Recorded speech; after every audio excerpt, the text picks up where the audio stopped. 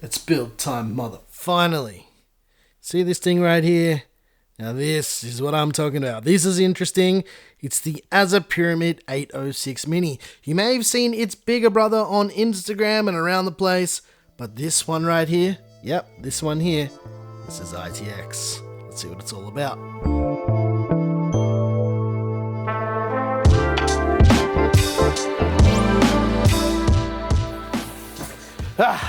Hey Nick, I'm Gear Seekers. That doesn't sound right, does it? No, it's hey Gear Seekers, I'm Nick, right? That's how it goes, right? Okay, well, yes, welcome my friends. It's lovely to see you here on a very special day, which is every day is special. What we're gonna do today is we're gonna take a look at the AZZA Pyramid 806 Mini. I think that's what it's called. It is, right? It's the 806 Mini. Correct me if I'm wrong. It is? It is the 806 Mini. What we're gonna do is we're gonna do a build in it, but I'm gonna do it like we did the other day and actually take it apart with you guys because, to be honest, I pulled this out of the box and I haven't even looked at it yet. So that's what we're gonna do. I have a fair idea of how to take it apart, so let's do that together. Are you ready? You ready, Claire? We're gonna jump straight into it. Okay, so underneath the case, it's a little bit heavy. I'm gonna be a bit careful with it. It has 4 screws on the bottom side here for us to take like the case out. So let's do that, I guess. I think they'll just be finger tightened in. Yep, and they're spring loaded. I'm just gonna be gentle because I don't know how this comes out yet. So please bear with me. And once you've undone these bottom 4 screws, it's just a matter of sliding the actual chassis out, and then you have the top pyramid section separately, which we're going to put off to the side because we're not going to need this right now. And I'm a bit sketched out about the whole pyramid section. All right, let's take a little bit of a look at all of the stuff with the case. It's pretty standard as cases go.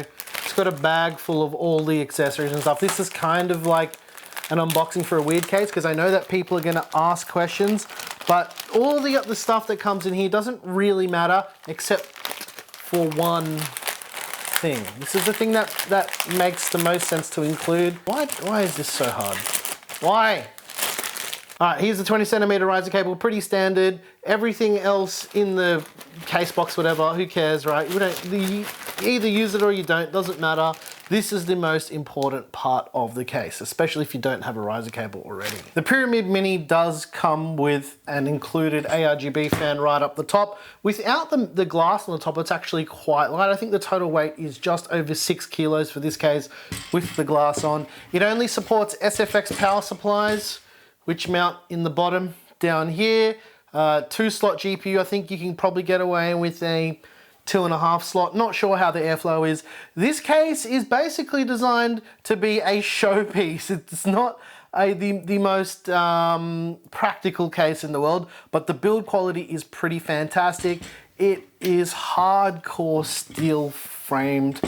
There's mounting for a SSD or 2 SSDs on this vertical mount. We won't be using this because we always do M.2 drives in all of our builds basically. It's a pretty bare bonesy kind of case.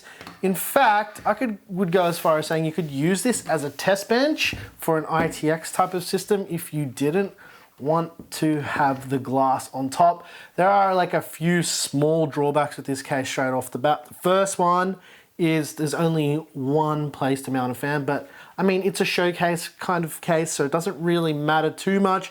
That's kind of what it's designed to be. It's meant to be a piece of art rather than a super functional computer. However, you can make it pretty functional. What we're going to be doing though is doing a 120mm AIO up the top. Obviously, I mean, it's just something that we would have to do because we don't have any air coolers at the moment that would fit in there nicely, and you're changing the direction of the airflow too much with the fan being up there as exhaust, which is something we can talk about in another video, which I'm not going to talk about right now. But as far as connections and stuff, it's addressable RGB, it's got addressable RGB header, and the top fan is PWM as well, which is pretty nice for an AIO, which we're going to be using. It's got USB 3.0 header, it's got front panel audio, and the regular power and all that stuff. I have no idea about the price. AZZA was just like, hey, do you guys want to check out this case that we've got? And I'm like, it looks weird. yeah, let's do it. So that's what we're doing. Yeah, I'll put a link to the product page in the description if you guys wanted to know a bit more. The maximum GPU clearance in the basement down here is apparently 300 millimeters. See if we can find a GPU really quick. Here's one. This one is, I think this one's 280 something. You'll be able to eyeball whether or not it'll actually fit in. Let's just slot that in like that. So this is the 5700 XT gaming OC from Gigabyte, and it appears that it will clear the glass. So you've got to the edge of the frame here for clearance with GPUs. Yeah, so I guess we'll do a build and find out all the details, all right? That's the best way to do it. We're just gonna build in it. I'll be the guinea pig. Let's figure it out. You guys ready? Cinematic mode. Let's go.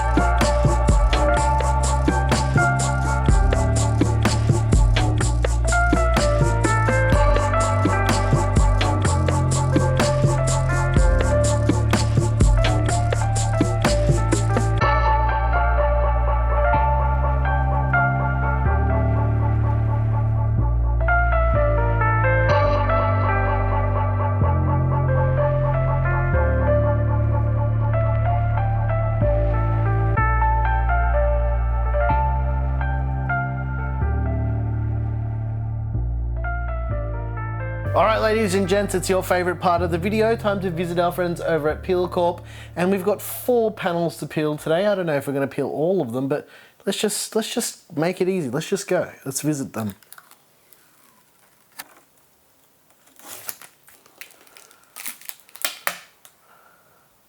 Ooh. You can see the back side now. That's sounding pretty good.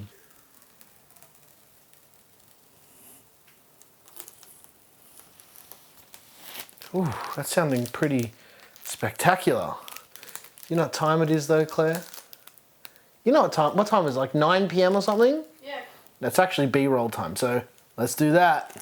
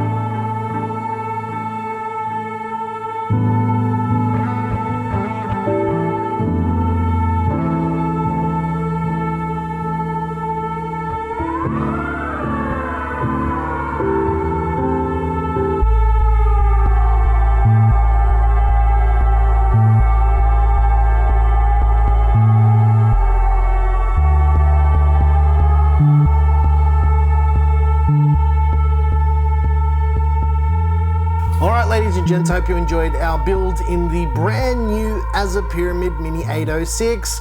It's a pretty interesting case to build in, a lot more complex than I thought it was going to be at first glance, but we'll quickly chat about the parts that we use. I'm not going to go in depth with it. The CPU is the Ryzen 7 3700X. We used the Gigabyte B550i AORUS Pro AX for the motherboard. We used a Seagate FireCuda 524 storage, a 1TB version. We used the EK AIO DRGB 120 AIO. It's one of the new ones.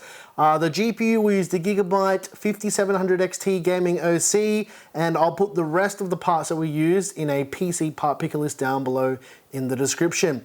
As far as building's concerned, as I already mentioned, it's a little bit more complex than I thought it was actually going to be, meaning really that you need to remove all of the screws around the top to remove the top fan, and even if you weren't to be removing that to install an AIO, you actually still need to remove it just based on the way that you actually get access to the screws. It's a very interesting type of way that they've decided to mount it. It is a little bit tricky to mount a 120 AIO, even though that's kind of what this case is designed for. And I think layout-wise is actually quite a nice layout. Cable management in the basement is a little bit tricky, and you probably noticed the order that I built it in. It's like a complete reverse order to the way that I would usually build it. So just to recap on that, what I did first was pull out the top fan, then I installed the power supply, then the GPU, and then the motherboard and the cooler and all that. So basically like completely in reverse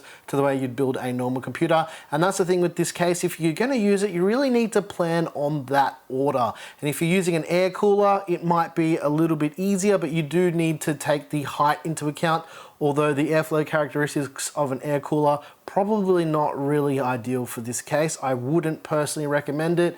And as you're seeing right now on your screen right in front of you, the thermals of this case are not amazing, and that's no surprise at all. Basically, you've got some intake on the bottom, which you can't actually configure as an intake. It's more of an exhaust through the bottom. You've got intake holes cut around the edge of each side, which is adequate enough. So if you are thinking of building in this case, I would probably not choose higher end hardware. The 5700 XT in general runs pretty warm. The 3700X isn't a particularly hot CPU. However, you do need to take the cooling solution into account. So a 120mm AIO, although it can do the job of cooling a 3700X, probably not ideal. I'd probably go a 240 for a minimum, but we did this all in the name of science just to see how it would actually perform.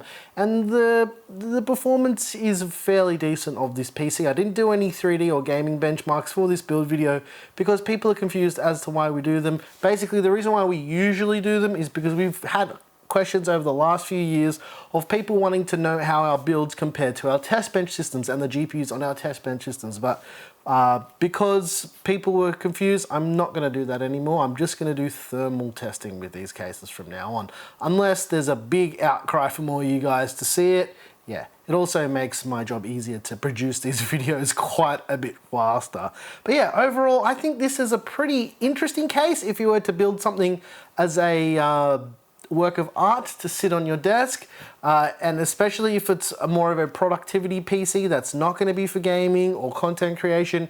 A good email and Facebook computer, I reckon it'd go nicely in here.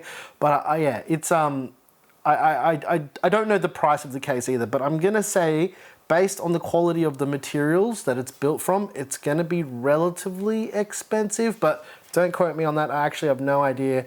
I have asked for pricing, but I haven't got it in time to actually include it in this video. If I do get pricing before the video goes live, I'll add it to the description or like a pinned comment. But yeah, I do think this is pretty interesting. What do you reckon, Claire? Yeah. It actually looks pretty cool, right? I like it. It's a nice case. Now I did encounter one problem with the riser cable, which I actually did on purpose, and it's the whole reason why I use this GPU, and this is for people out there who are thinking of using B550 or X570 with a 5700 XT.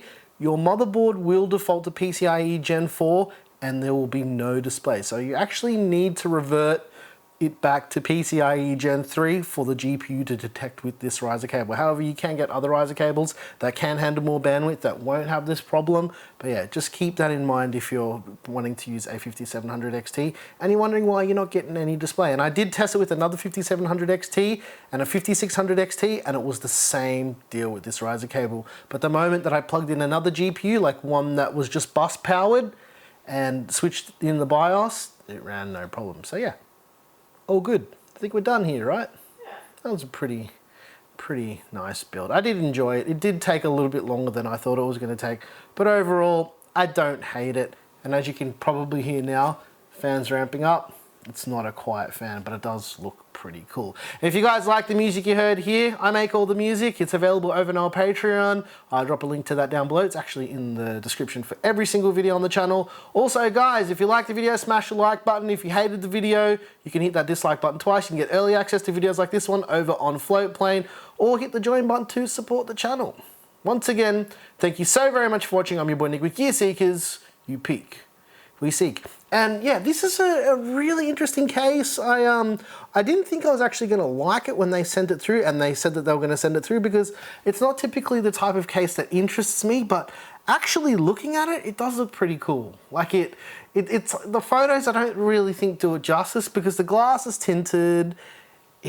The finish on it is just really nice, and for an art piece, it's actually pretty cool. And I have seen on AZZA's website for the full ATX version of the case, they actually make a stand so you can flip the case over and have it upside down and use it as a table. That's pretty cool. I think that's pretty cool, but I think this case has, like, the footprint's too small, but it looked like a nice side table kind of thing. I think, yeah, that'd be pretty sweet to have one of those, but yeah. Cool. Thanks for watching.